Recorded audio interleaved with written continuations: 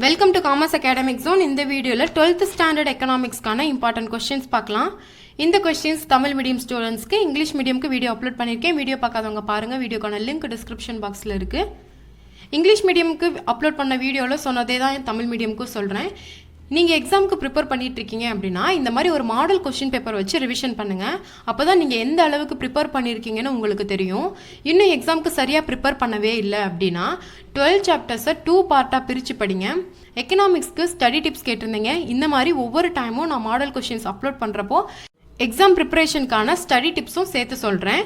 Book பேக்கில் இருக்க கொஸ்டின்ஸை படிச்சுட்டே இருக்கப்போ நம்ம நல்லா ப்ரிப்பேர் பண்ணிட்டோம், எல்லா கொஸ்டின்ஸும் நல்லா படித்த மாதிரி ஒரு ஃபீல் இருக்கும்.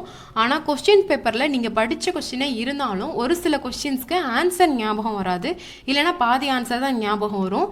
இந்த ப்ராப்ளம்லாம் வராமல் இருக்கணும்னா ஃபர்ஸ்ட்டு நீங்கள் புக் பேக்கில் இருக்க கொஸ்டின்ஸ் எல்லாம் படித்ததும் மாடல் கொஸ்டின் பேப்பரை வச்சு ஒன் டைம் ரிவிஷன் பண்ணி பாருங்கள். நீங்கள் படித்ததெல்லாம் ஞாபகம் வருதான்னு ஃபஸ்ட்டு செக் பண்ணி பாருங்கள்.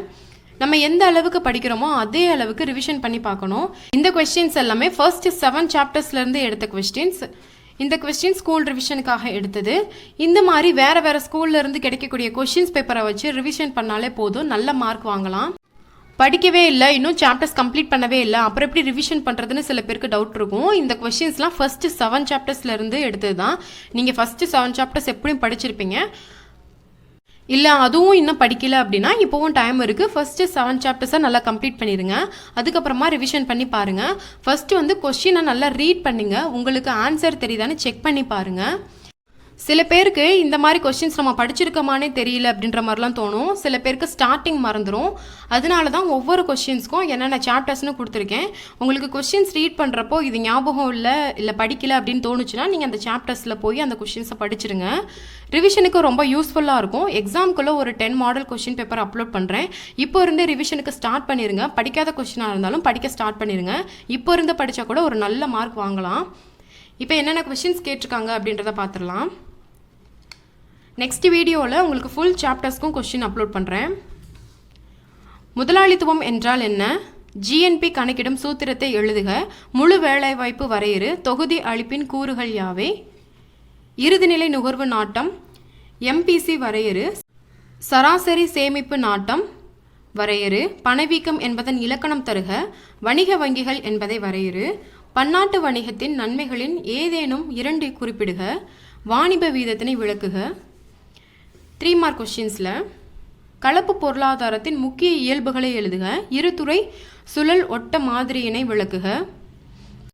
தலைவீத வருமானம் பற்றி ஒரு சிறு குறிப்பு எழுதுக. செலவு முறை பற்றி ஒரு சிறு குறிப்பு தருக.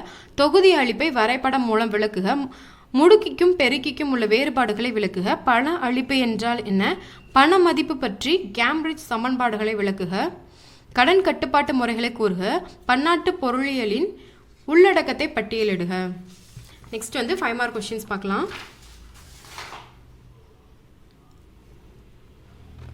முதலாளித்துவ, சமத்துவம், கலப்புத்துவம் இவற்றின் தன்மைகளை ஒப்பிடுக. பொருளாதார முன்னேற்றம் மற்றும் வெளிநாட்டு நேரடி முதலீட்டிற்கும் இடையே உள்ள தொடர்பினை விளக்குக.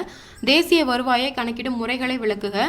வணிக சுழற்சியின் பல்வேறு கட்டங்களை விவரிக்க. வேலையின்மையின் வகைகளை விவரி. செய்யின் அங்காடி விதியினை திறனாய்வு செய்க. முடுக்கி இயங்கும் விதியினை விவரி. மூலதனத்தின் இறுதிநிலை உற்பத்தி திறனுக்கும் முதலீட்டில் இறுதிநிலை உற்பத்தி திறனுக்கும் உள்ள வேறுபாடுகள் யாவை? இர்விங் ஃபிஷரின் பண அளவு கோட்பாட்டினை விளக்குக. பணத்தின் பணிகளை விளக்குக. நாட்டின் பொருளாதார மேம்பாட்டில் வணிக வங்கிகளின் பங்கினை விளக்குக. இந்திய ரிசர்வ் வங்கியின் பணிகளை விளக்குக. உள்நாட்டு வணிகத்துக்கும் பன்னாட்டு வணிகத்துக்கும் இடையேயான வேறுபாடுகளை விவாதிக்கவும். ஜேக்கப் வைனரால் வடிவமைக்கப்பட்ட வாணிப வீத வகைகளை விவரி. நெக்ஸ்ட் வீடியோவில் ஃபுல் சாப்டர்ஸ்க்கான கொஸ்டின்ஸ் பார்க்கலாம். தேங்க்யூ.